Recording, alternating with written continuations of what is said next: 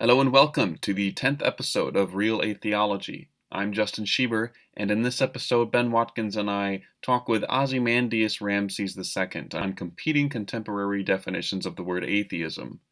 Ozymandias Ramses II has a YouTube channel of the same name, where he makes informative videos discussing issues surrounding the Great Debate. So if you like this episode, be sure to subscribe to Ozzy's YouTube channel, as well as the Real Atheology YouTube channel.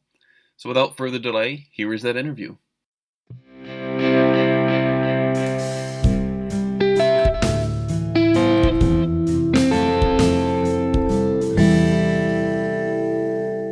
So I'll pose the question to you, Ozzy. Why philosophy of religion? Well, in my case, it's because I had a religious upbringing, and because I acquired an interest in philosophy independently of my interest in religion. So that was later in life. So I started off as a believer. I started off essentially as a fundamentalist. I had the religious doctrinal upbringing of a Jehovah's Witness. So that was the religion of my childhood. And then I sort of fell out of my faith somewhere in my mid-teens. And then I went through a sort of a profoundly long period of agnosticism that lasted a few years. And I say long because it was rather agonizing for me. Of agnosticism, and then sort of a kind of weak deistic position, and then back and forth between those two for a while, and then until finally I came to the realization or the conclusion that there's probably not any gods of any kind. And so around the age of 18, I started self-identifying as an atheist. This was happening in the context of Quebec in Canada, where self-identifying as an atheist isn't particularly problematical. So I didn't get a lot of pushback, and by then I was in college. I was in university. I wasn't living with my parents or anything, so there wasn't a lot of resistance to it. So that was fairly easy. And I started off in university interested in psychology. I later switched into a liberal arts program. It was one of those great books programs where you read as many of the classics as possible. You start with the Bible and you sort of work your way up through the canon of Western intellectual history. And in the course of those 3 years, I found myself increasingly interested in the philosophical works more than the literary works, more than even the scientific works or anything else. And so when I came to going on to grad school, I enrolled in a master's program and then a PhD program in philosophy. I hasten to add, I don't have a PhD, by the way. I left academia before I completed my PhD. So when I went into university, into grad school to study philosophy, though, I was interested primarily in the philosophy of mind, epistemology, and the philosophy of language. I wasn't at all interested in the philosophy of religion, but I was always interested in the question of religiosity, why people are religious and its consequences on society. When I left academia, I found myself sort of immersed back in the workaday world with people who were not philosophers, and really the only philosophical question that seems to animate people out there are either moral questions or religious questions, and even the moral questions often devolve on or turn on the question of God's existence. And so I found myself increasingly arguing for why I thought atheism was true and why I thought every variety of theism was false or likely to be false. And so this started online, mostly in online chat rooms.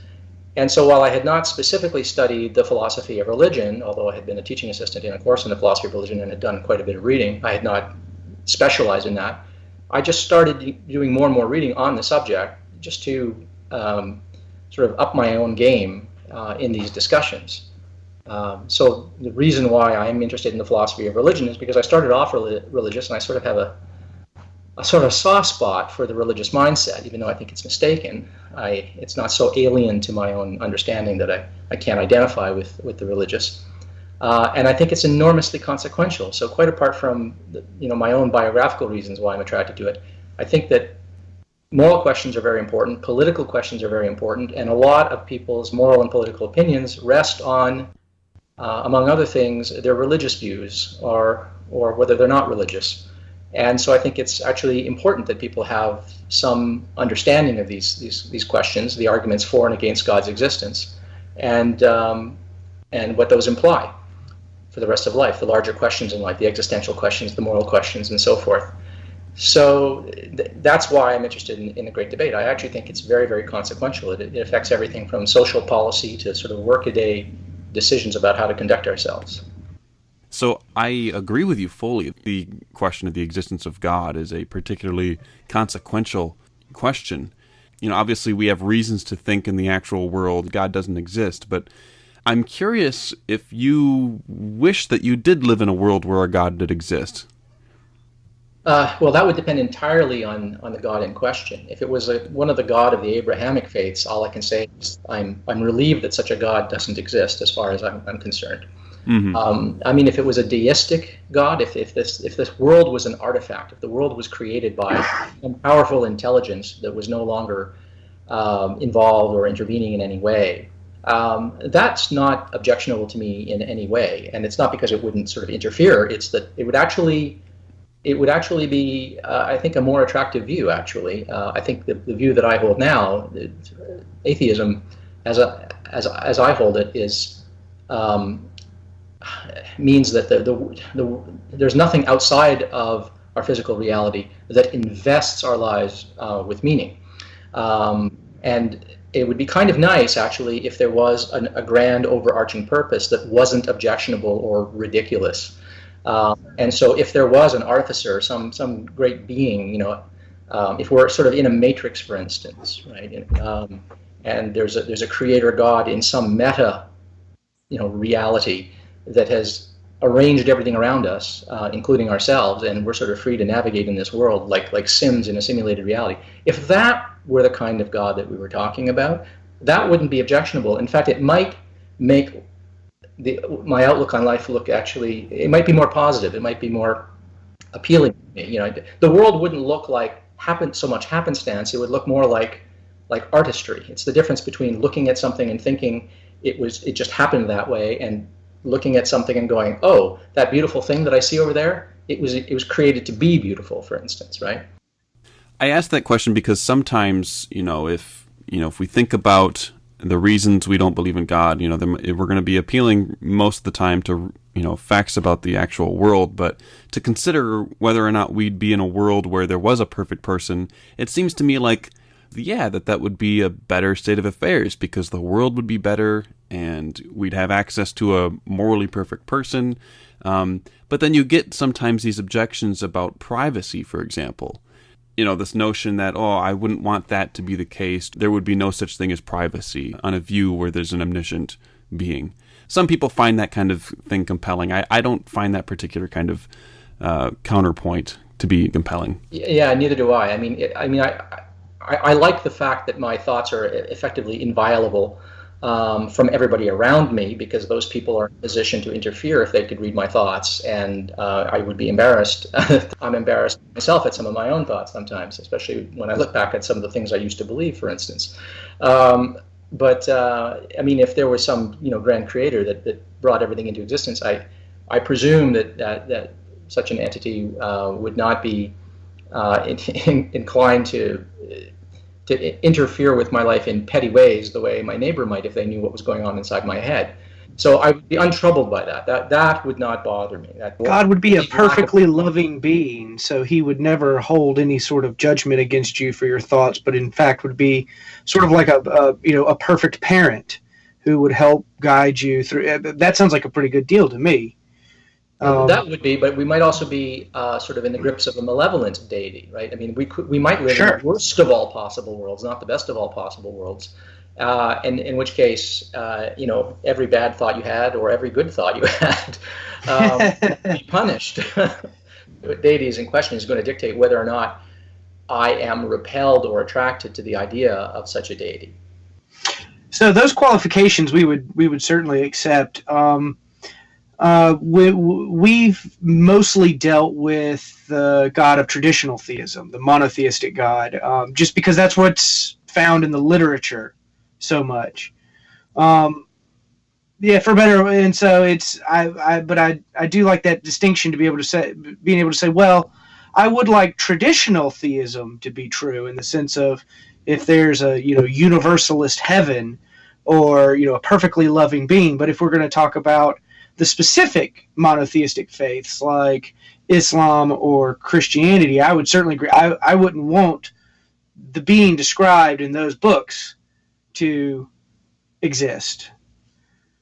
Yeah, I would definitely concur with that. I don't think the God posited in any of the Abrahamic faiths is particularly attractive. None of them strike me as moral, even when people try to define them as moral, or say that morality issues from the nature of this being. I find that completely uncompelling, and it doesn't take away the concern that we might have about that deity behaving in certain ways that we presently would judge to be immoral. So I mean, again, it all depends on what God we're talking about. But the God of the Abrahamic faith, I agree that those gods, they're not appealing. I would not wish for those gods to exist, but I don't reject the existence of those gods on the basis that I don't like the sound of them.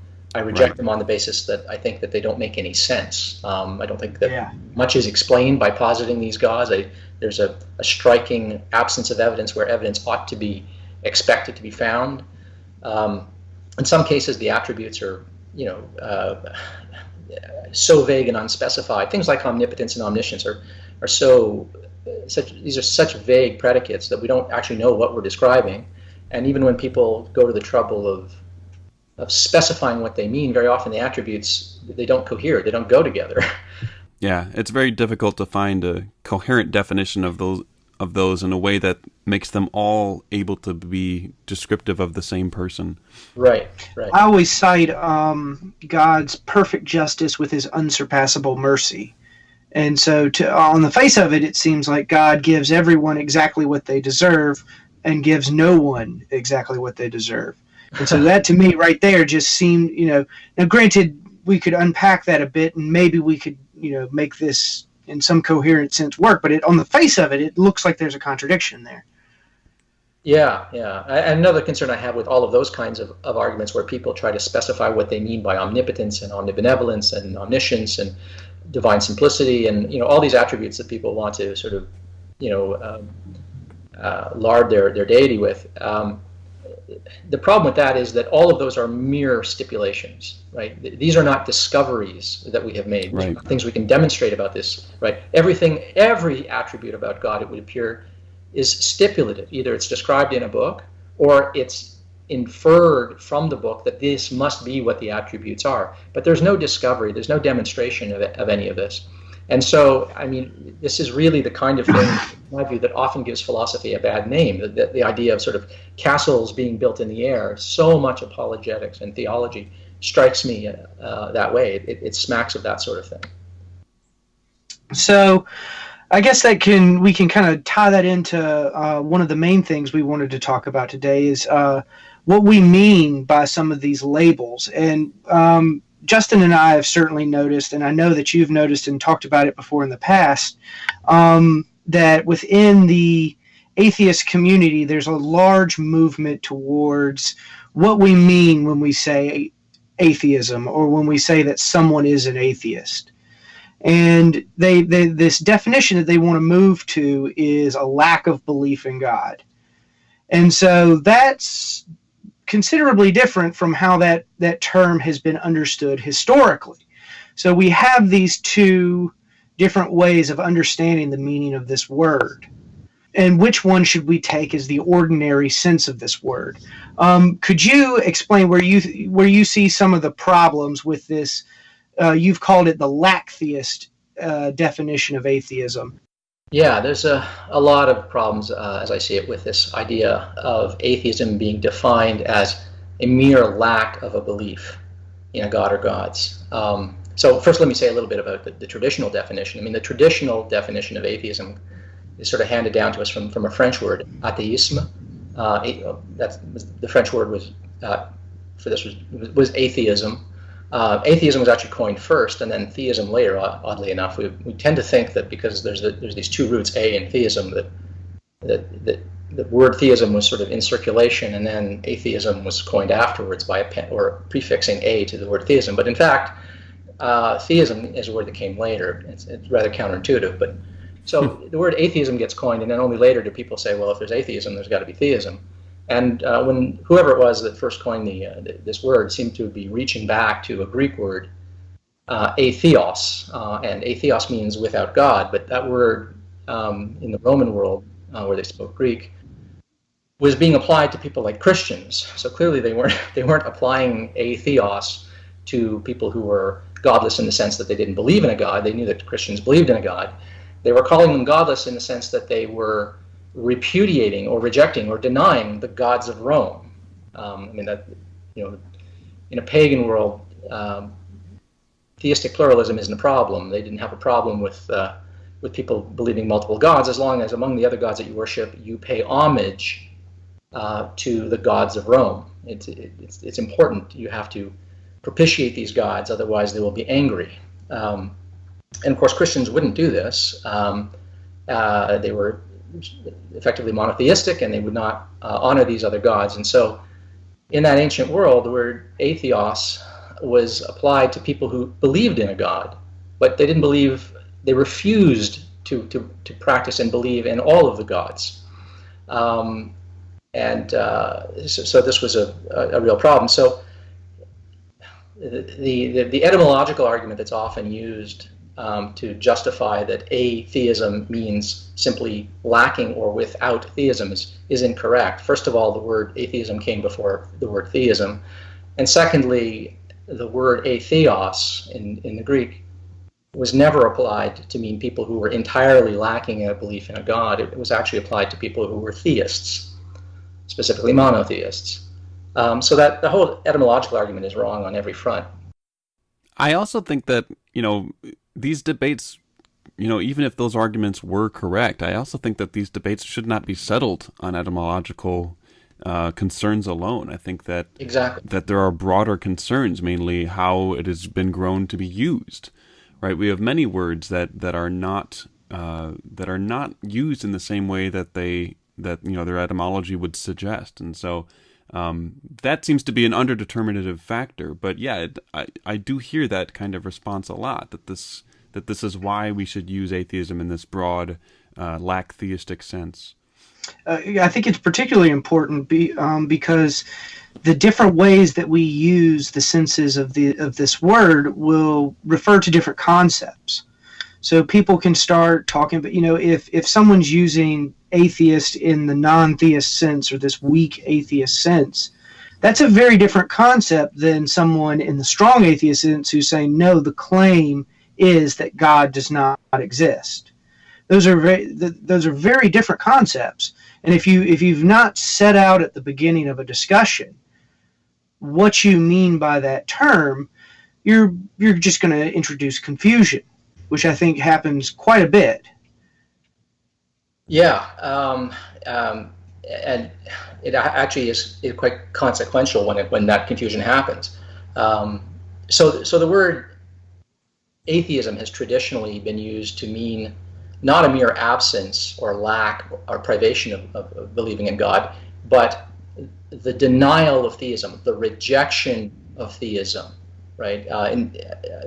If you look in philosophical dictionaries, for instance, like the Stanford Encyclopedia of Philosophy, you'll see definitions that say, the doctrine that God does not exist, or the rejection or the denial of theism, and so forth.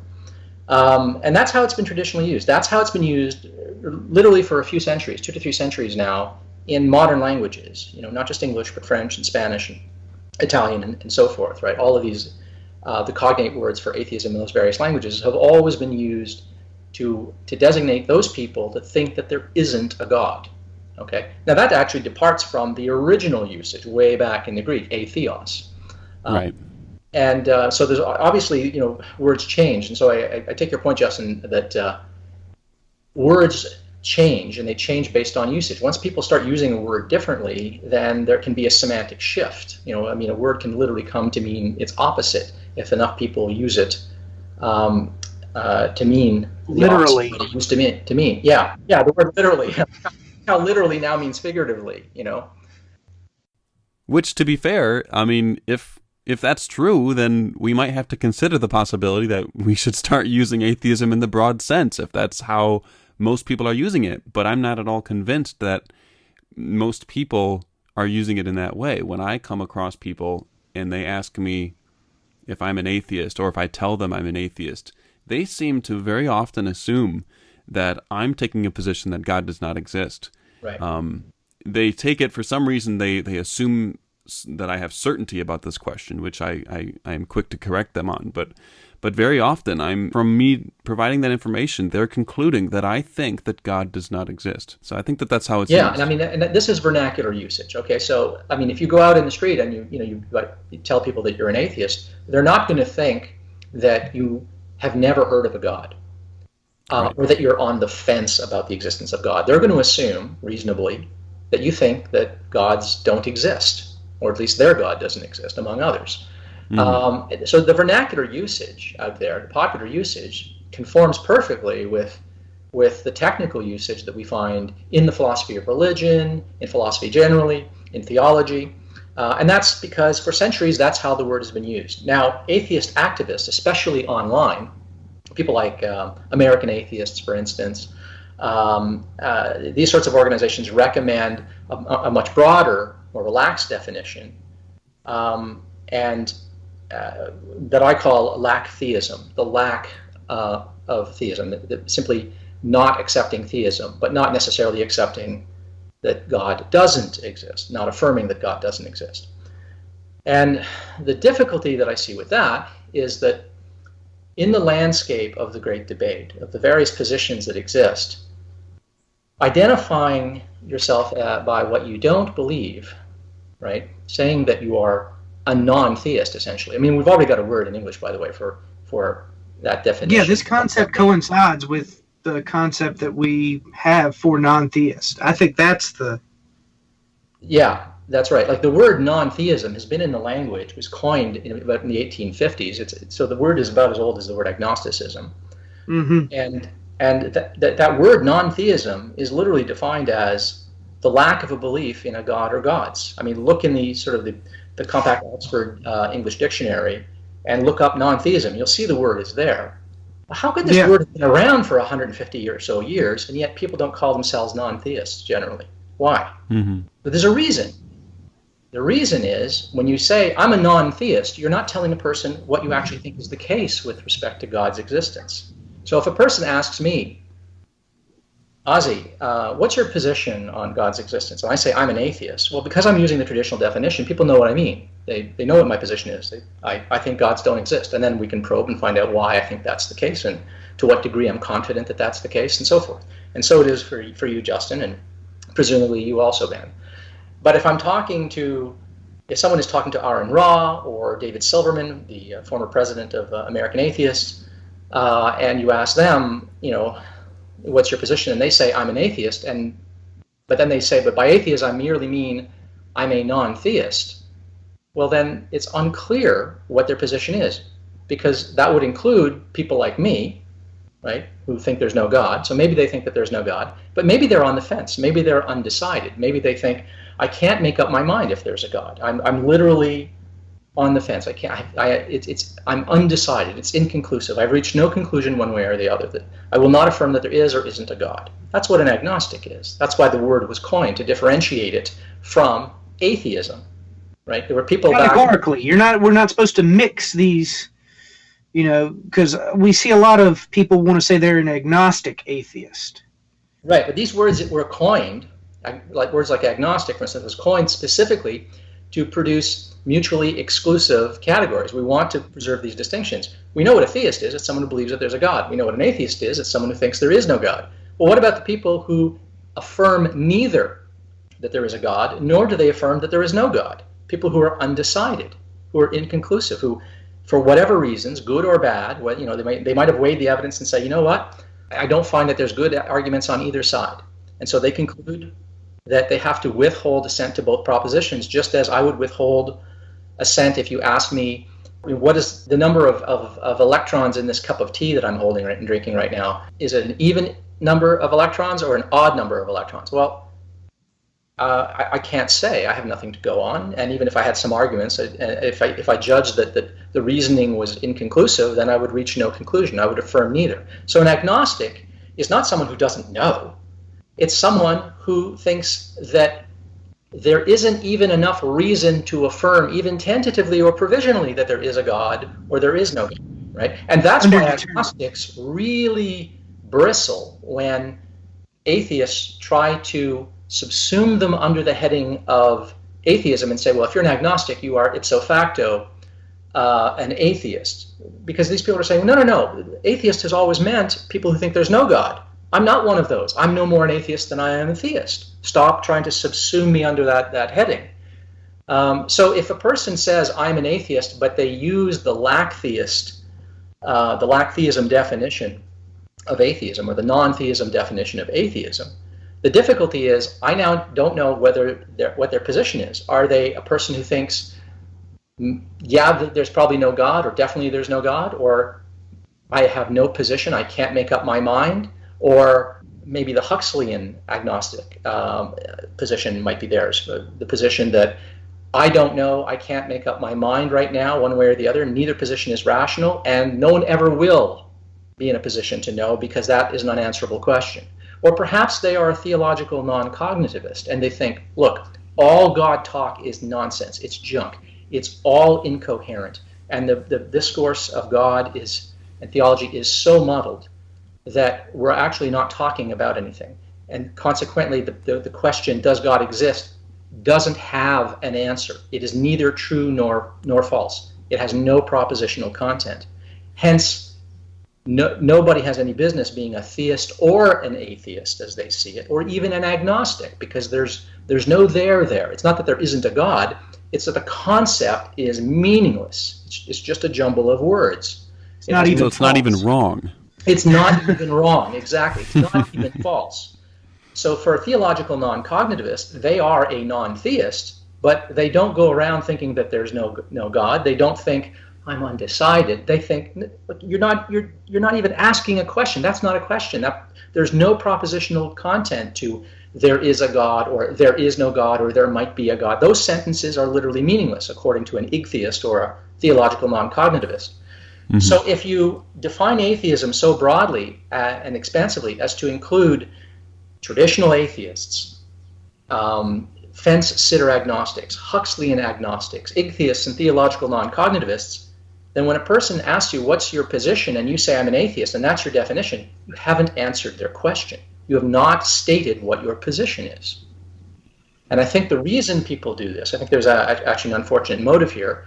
I think a lot of people come by this rather honestly because they've been sold this definition and told ad nauseum that this is the correct definition. I think that the reason people are attracted to this definition is because if atheism is this umbrella, if it's a suitcase term that includes competing and distinct positions, then if a person says, why are you an atheist?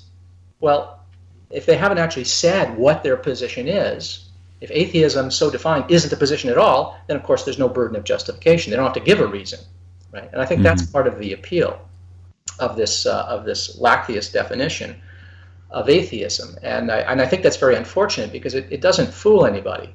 People want to know what is your stance on the question of God's existence? Do you think it's true, or do you think it's false? Or are you undecided? Or do you think the entire discourse is so confused and polluted that the question is literally meaningless, right? And there are actually other positions. But so in my view, it doesn't make any sense. There's no specificity that is gained, no rigor, no precision. In fact, specificity, precision, and rigor has been sacrificed in order to cleave everything and everyone, rather, into a theist or not a theist. And just to see the force of this, imagine if a person asked you, or if you asked a person, what's your position on the great debate, on the question of God's existence? Where do you stand? Supposing they said to you, I'm a non-agnostic. You would be wondering, wait, does that mean you're a theist or an atheist or an igtheist? Like, you haven't told me what position you are. You just told me what you're not. Or imagine if a person were to imagine a theist who defined theism as follows. Theism is not a positive belief. It's not a positive claim. It's a negative claim. Theism is the lack of belief in the non-existence of God. Now, if theism were to be defined that way, and I don't see why a theist couldn't define it that way if they wanted to, just like an atheist can define an atheist however they want. If a theist were to say that theism is the lack of a belief in the non-existence of God, then they'll say, well, I lack a belief in the non-existence of God. That's why I'm a theist. All theists lack a belief in the non-existence of God, do they not? There you go, right? That now is a person who has defined theism negatively. Does it follow that they don't have a burden of justification just because they've defined it negatively, because they stuck some knots in front of it and defined it as a lack of something, as a privation of something? No, of course not. That doesn't work. And it doesn't work when atheists do it. When the atheists say, by atheism I mean the lack of a belief in a God or gods, right? So the difficulty I have, and the reason I coined the term lacktheism as opposed to just using the word non-theism for this particular broad definition, is because in my experience I see a lot of people who are atheists in the same sense that we all are, people who genuinely believe that there isn't a God, or probably isn't a God. People like David Silverman, Aaron Ra, and lots of people in the community. We see people like that saying things like, gods are imaginary, gods are made up, gods are fictions, gods are the product of human imagination, gods are nonsense, gods are BS, and so forth. Now, if you are saying something like that, you are in fact saying that reality includes no gods. That's a claim about reality. But claims about reality have a burden of justification, and now you're going to have to. So I think what happens is people are talking out of both sides of their mouth. They in their heart of hearts actually think, as you and I do, that there aren't any gods. But then what they want to do is they want to play burden tennis. They want to say that only the other person has a burden of justification. Hide the ball with the burden of justification, I think, is the phrase you've previously used, that I think is exactly right. I think a lot of, we'll call them pop atheists, like to slide back and forth between those two concepts of the weak atheist and the strong atheist. And so when they're making claims that entail a strong atheist sense, that entail a burden of justification. But then when pressed to give a burden, their justification for their belief, they slide to that weaker concept of atheism. They say, well, I just lack a belief. You can't prove a negative, or you've heard the various arguments for, once they've slid back to this weaker definition of atheism, they can give all sorts of excuses as to why they don't have any further burden of justification. I think one of the motivations for this position, and in fact I've heard this as one of the reasons in favor of it, is that very often in our conversations with theists and about the justification for various beliefs, theists can on occasion have a tendency to kind of switch the burden of proof. This is an impermissible move, and a way we can avoid this is to adopt this kind of lacktheistic view. But I think that's just the completely wrong approach. Right. And I want to qualify this. I don't want people to take away from what I'm saying, and I presume you would agree with this, that people are doing this entirely cynically. But I think a lot of people have simply come to accept this definition and this sort of strategy because first of all, they have just heard atheism defined broadly as non-theism so often that it strikes them as a truism, that this is simply the definition, and that this is the correct or original usage or something like that based on etymology. But the other reason, I think, is that they have an incorrect picture or understanding of the principle of burden of proof. We have this expression, burden proof, right, which comes from the Latin onus probandum. Okay, and we translate that as burden of proof. But people don't want the burden of proof when it comes to atheism, because they know, look, demonstrating conclusively and absolutely that any and all gods are non-existent. Well, that's a pretty heavy burden. I wouldn't want to shoulder that burden, right? I don't know too many atheists that would go so far as to say that. And so rather than recognize that the expression burden of proof actually means the burden of justification, right? The burden of providing reasons for why your belief that there's no God is rational, People just effectively intellectually wet themselves and just repudiate the idea that they have an epistemological responsibility, if only to themselves, if not to their interlocutors and anyone listening, for justifying their belief, their conviction that there isn't or probably isn't a God.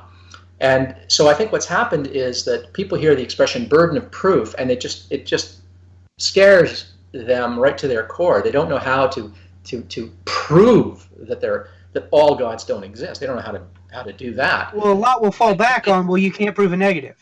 Yeah. Well, I mean, never mind. I mean, there's obviously something wrong with that. But yeah. But setting that aside for the moment, what people need to understand is that burden of proof just means the burden of justifying. That is the responsibility of justifying what you believe to be true, and to the degree that you think it's true. So, for instance, and that burden is going to change. Is going to go up and down. It's going to be heavier or lighter, depending on what it is you believe. Now, I happen to think that the burden of justification of atheism is not particularly cumbersome.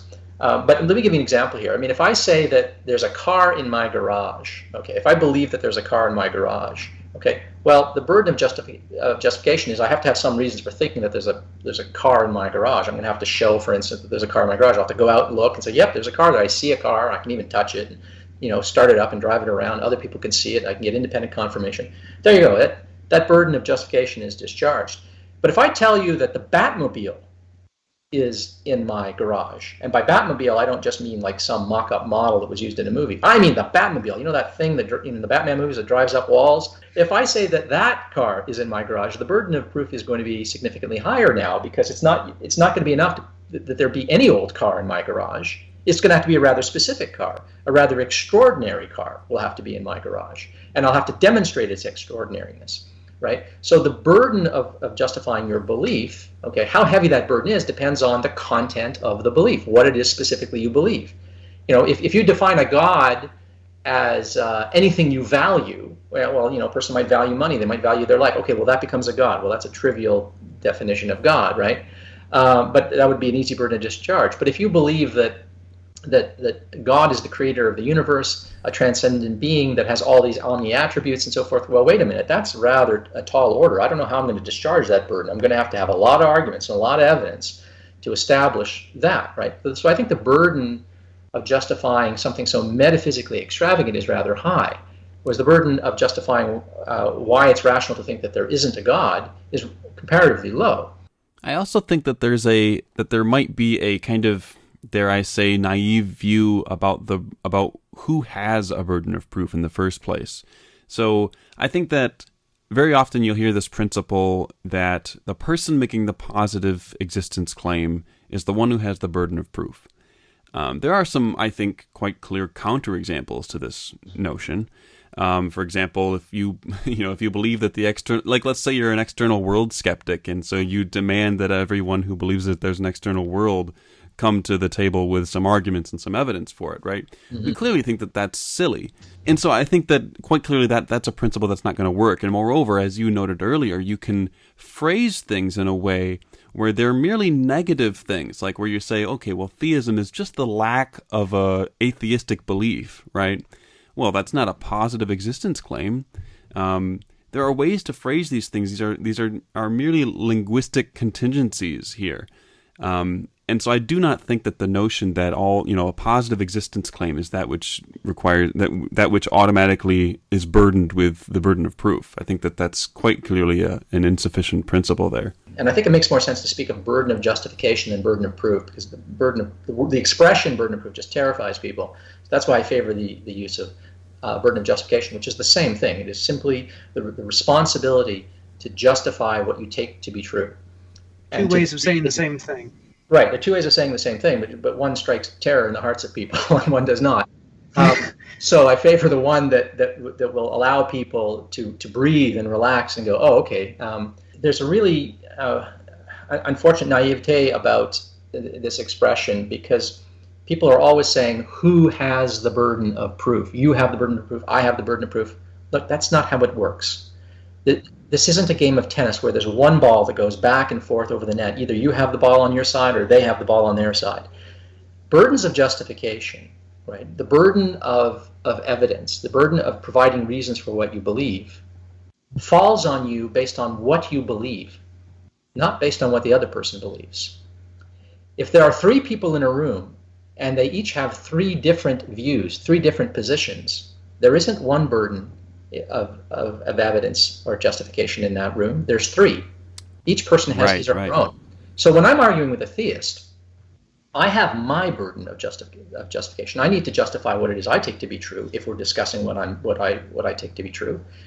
And the theist I'm speaking to has a burden of justification, right? By admitting that I have a burden of justification, I have not absolved the other person, the theist, of his or her burden of justification, right? Now, if we're talking about the other person's views and they say, well, why do you think there's no God? I can say, well, listen, we can talk about why I think there's no God later if you want, or we can talk about it now. We can have two conversations. We can have, at the same time, two conversations, the one about why you think there's a God and why I think there's no God, or we can just have a conversation about why you think there's a God and why I think those reasons are wrong or whatever, or we can talk about my view. But the fact that you are admitting that you have an epistemic responsibility to yourself and to others around you to justify why you believe what you believe does not absolve the other person from his or her own burden. And that's the mistake that people make all the time. They're worried that if they accept that, yeah, I have a burden of justifying why I think gods are just nonsense, that the other person will just sort of walk away and abdicate their responsibility to justify why they think there's a God. And the answer to that is simply don't let them do it. Don't let people who have been saying there's a God and all these dogmas are true off the hook. And when they try to turn the table and say, well, why do you believe what you believe? You can just say, well, look, we can talk about that or not. I'm prepared to justify why I think that there's no God, but that won't let you off the hook. We're not going to change the subject here. And so, but we have to make sure that we don't make that mistake ourselves, that we don't burden shift. And this is the problem that I see with the non-theism definition of atheism, or the Lacktheist definition. In fact, I coined the word Lacktheism sort of, somewhat sarcastically and ironically to refer to people who define atheism as non-theism, but do it simply to shirk the burden of justifying their own atheism when they are in fact atheists in the traditional sense, people who think that there's no God. So I think people actually come by this honestly. I think people are just confused, though, in the main. They are confused about what a burden of justification is. They have this idea that only one person at a time in a conversation could possibly have a burden of justification, and that if they simply describe their position in a way that makes their position, that obscures their position, right? That allows them to hide among the agnostics, the non-cognitivists, the potted plants, the people who've never heard of a God, babies, all of this, that somehow they are not going to have to explain why they believe what they believe. And the difficulty there is that nobody is fooled. No theist has ever said, "Oh, right, okay, right, I see. You're defining your position as a non-position." It's a cheap magic trick. Yeah, I mean, they're not fooled, right? And what happens is we end up looking like intellectual cowards. I think we discredit ourselves when we adopt this definition. So I think this definition, this broader definition, is out of step with vernacular usage. It's out of step with traditional philosophical usage. It is obfuscational. It shirks the burden of justification, and it sacrifices rigor, precision, and specificity where we already have it.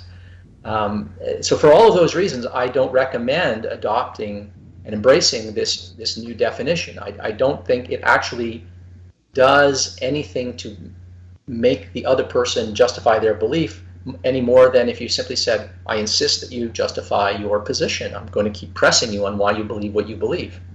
Might I go further than that and say that I think if someone has heard the claim that a God exists and has, at least assuming the claim has been rounded out with some substance of some sort, I actually think it doesn't even make sense to say that one merely lacks belief, because upon hearing that claim, I don't think we can help but hold that claim up to our background knowledge and to at least have some view as to the probability of that claim being true, and therefore be someone who either affirms it, finds it to be false, or to see the evidence as middling. Yeah, I mean, most people are going to, based on their background knowledge, just balk at the idea. I mean, if I walk up to you and you've never heard of Bigfoot, and I start talking to you about Bigfoot right off the bat, you're either going to be disposed to believe, disposed to disbelieve it, and by disbelieve I mean reject it as false, or you might find yourself, because of your background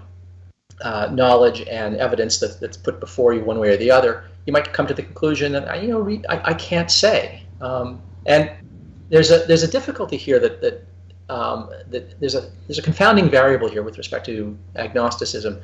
Very often when people are on the fence, they're undecided, they say that, well, I don't know. Like if you say, Ozzy, do you want to eat Italian tonight, or do you want to eat Chinese tonight? And I'll say, oh, I don't know. Now, when I'm saying I don't know, I'm not saying I lack a justified true belief. No, what I'm saying is I'm undecided. The expression I don't know is an expression that we use routinely to say I'm indecisive. I have reached no conclusion. I'm not inclined to accept one over the other, right? And so people say I don't know all the time, and then a lot of people say, well, therefore agnosticism must be about knowledge. It's not about knowledge. Agnosticism is about belief. It's about, an agnostic is a person who, for whatever reasons, good or bad, neither believes that a God exists, nor do they believe that God doesn't exist. I really hate that little bit that you were saying that people do, where they say that agnosticism has to do with belief and Gnosticism has to do with knowledge, or something like that. Yeah, well, what they try to say is that theism, atheism is about what you believe, but not the words Gnostic and agnostic relate to knowledge. That these are two separate planes. Yeah, these are two non-overlapping categories, and I think that's a crucial mistake right there, because I think we would all agree, granting Gettier examples, that knowledge entails belief. Yes. Can't say that I know something unless I believe it. And so when someone says, well, that doesn't have to do with belief, that has to do with knowledge, I kind of go, what?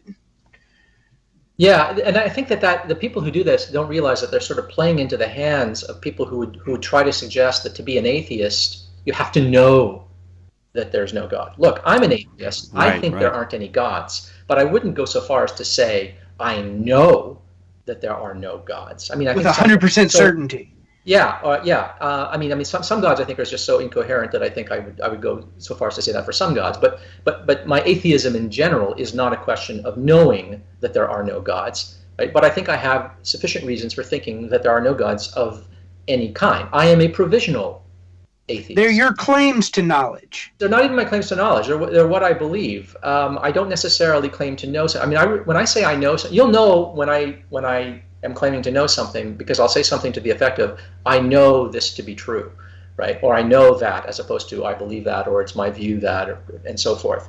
So belief claims and knowledge claims are both truth claims.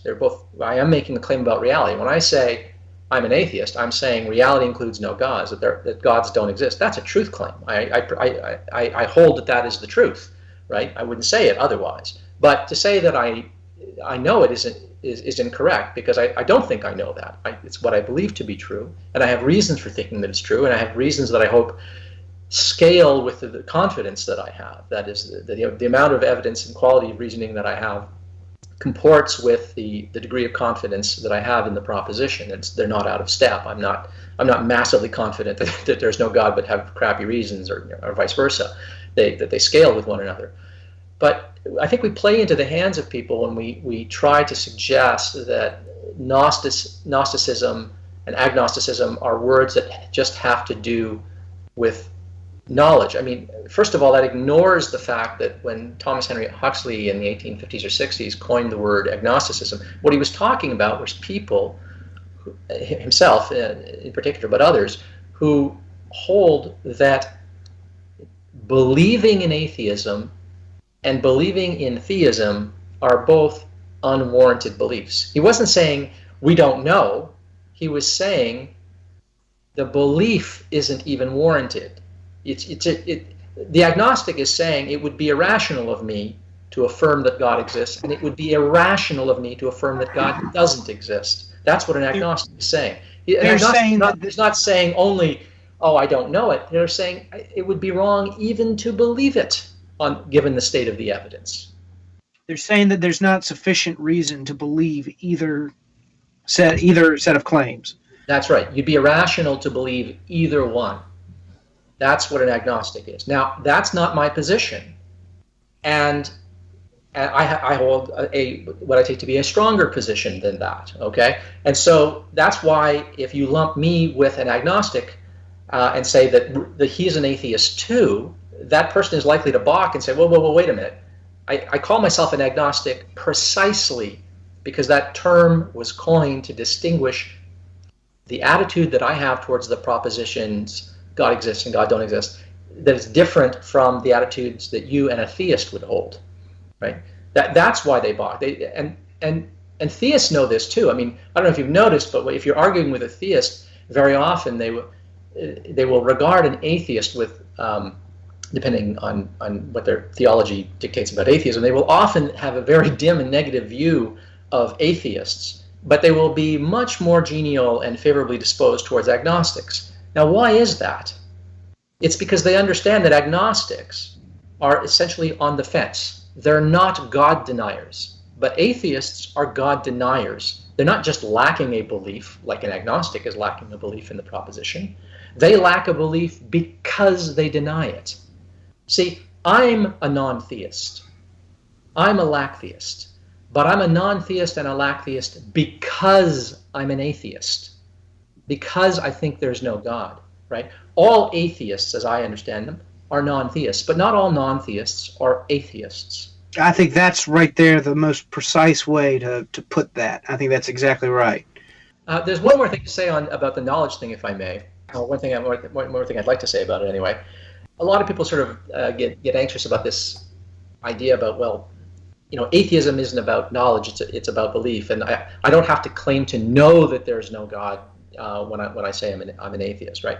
And that's absolutely true. And one thing that you can say to people on this is just remind them that, look, in order to qualify as a theist, do you have to know that there's a God, or can you simply believe that there's a God? I mean, surely anyone who believes there's a God, right, whether they have good reasons or bad reasons, whether they claim to know it or not, is a theist. If you think that there's a God, if you think 51% more likely, it's 51% likely that there's a God, right? If you're just a little bit more, disposed to think that there's a God than not, and you're prepared to say, yeah, probably there's a God, right? Is that knowledge? Well, no. And I know lots of people who believe in gods and even specific religions who think, yeah, I think this is the right religion. I'm putting my money on this one. Probably this is true.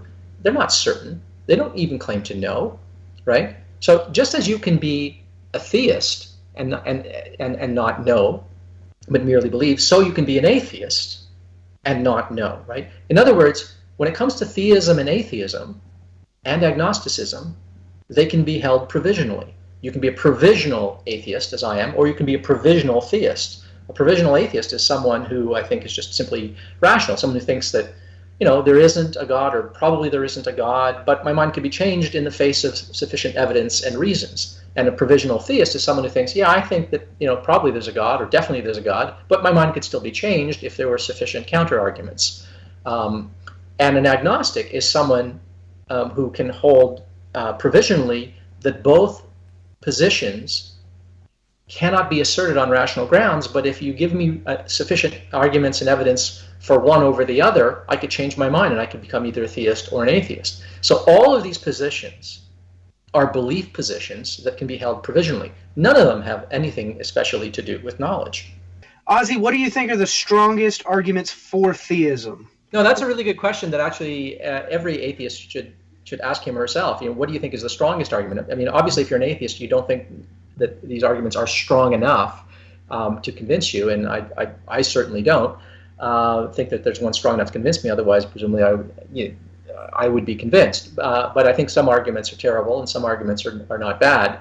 The argument that I like the most, not that I think is most likely right. It's not the best argument, but the one I used to enjoy. I used to teach undergraduates when I was in grad school, and when I taught the section on the question of God's existence, of all the arguments, Leibniz's best of all possible worlds theodicy, and St. Thomas Aquinas' 5 ways, and all of those proofs of God.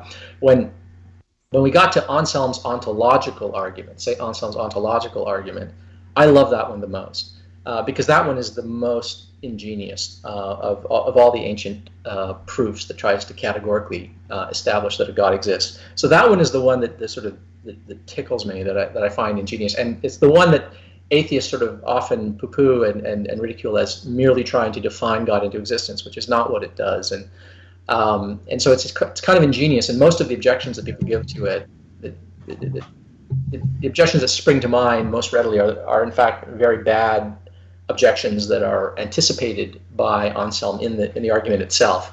So that's the one I enjoy imparting to people the most, my fellow atheists, to sort of challenge them on this.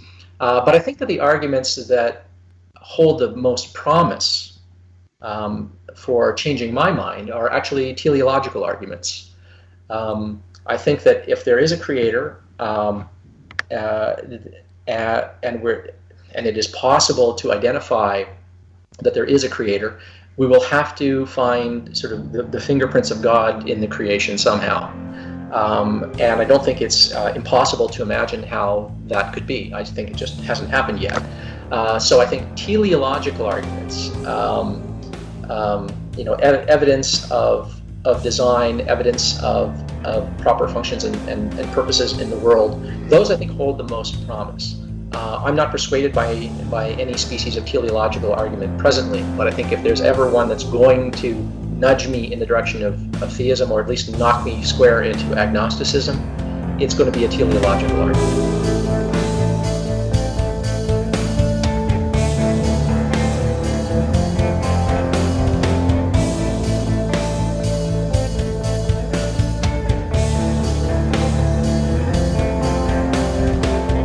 If you appreciate the content and the tone of what Real Atheology has to offer, please consider writing a review of the show on iTunes or contributing a modest amount per episode to the Real Atheology Patreon.